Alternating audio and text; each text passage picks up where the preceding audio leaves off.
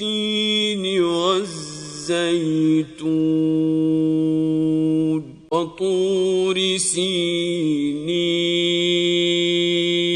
وهذا البلد الأمين لقد خلقنا الإنسان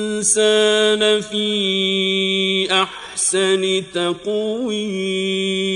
ثم رددناه أسفل سافلين إلا الذين آمنوا وعملوا الصالحات فلهم أجر غير ممنون فما يكذبك بعد بالدين أليس الله بأحكم الحاكمين